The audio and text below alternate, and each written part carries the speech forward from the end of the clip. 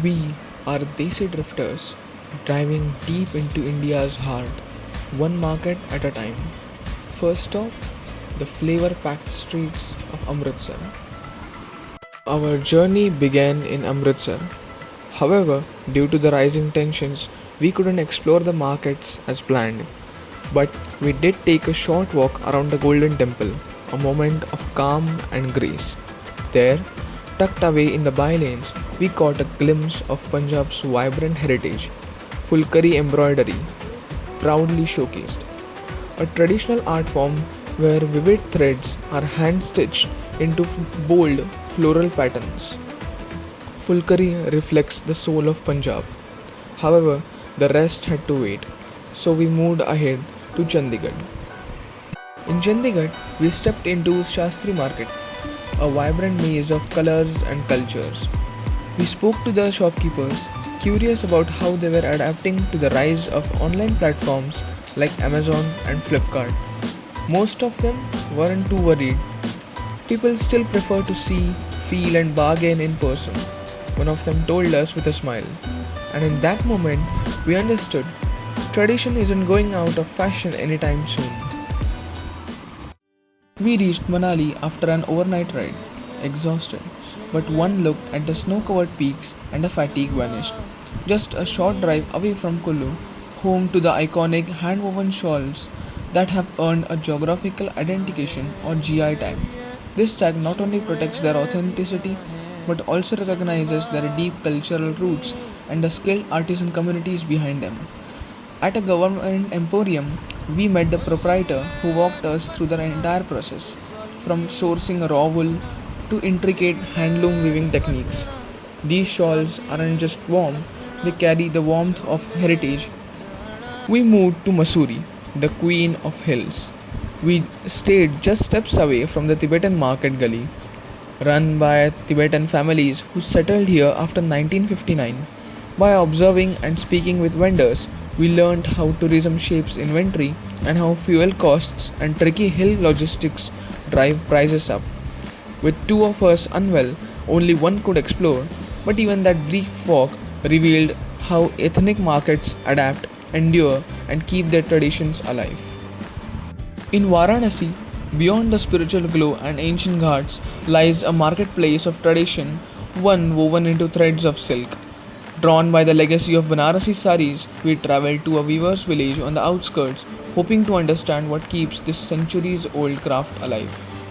With no contacts and no directions, we relied on locals and met Chotu, a young boy who led us to the village's first woman sarpanch. She welcomed us into her home, surrounded by handlooms and stories. Her son guided us to a weaver's house where artisans demonstrated the intricate, time consuming process of making Banarasi saris. Despite modern challenges, from post COVID losses to fading interest among youth, their pride in their work was unshaken. Watching them weave, we realized these saris aren't just fabric, they are tradition, skill, and identity all spun into silk. Then we moved to the northeast part of India, Shillong, the capital of Meghalaya. There we visited Police Bazaar. We saw how markets adapt to pressure. From the hyper-local, seasonal Sophie Nam fruit to souvenir sellers battling rising costs, the scene was raw and real. Vendors shared stories of inflation, import struggles, and shifting youth interest. Yet, resilience thrived through shared stalls, smart pricing, and cultural pride. Shillong's market isn't just trade, it's tradition on its toes. In Sikkim, MG Mark offered more than just shopping, it was a showcase of tradition. Local shops displayed hand-woven woolens and vibrant prayer flags, while tea sellers proudly offered tastings of their loose leaf teas, sharing stories of their origin with every cup. The market felt like a calm conversation between culture, craftsmanship, and a curious traveler. Kolkata welcomed us with heat, chaos, and a charm uniquely its own. Hathibagan Market stood out for its hand-woven Bengali saris, rich in heritage and elegance. And of course, we couldn't leave without tasting the famous rasgullas and mishti doi, sweet enough to make the heat worth it. Even in the rush, the soul of tradition was unmistakably alive. In Chennai, a quick search on Google led us directly to the center of its commerce, T Nagar, a market deeply rooted in the city's character. We spoke with a local vendor of saris and learned about the reasons for Kanchipuram silk retaining its dominance in the sari industry. The saris, handloomed in local districts, are in demand for their pure silk yarns, heavy zari borders, and durability.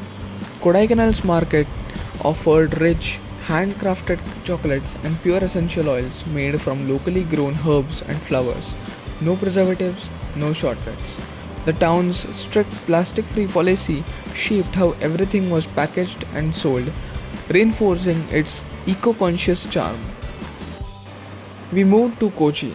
Kochi's Jewtown stood out for its aromatic spice markets selling cardamom, pepper, and cinnamon sourced from nearby hills, alongside antique stores filled with vintage brassware and colonial era treasures, a living blend of heritage and trade. We then moved to the final destination of our journey, Goa. Goa's markets greeted us with fresh cashews, often unpeeled to lock in crunch, and tangy kokum in all forms, dried, syrup, and sherbet.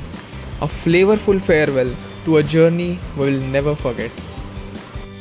The journey ends, but the stories we found in every stall and street will echo far beyond.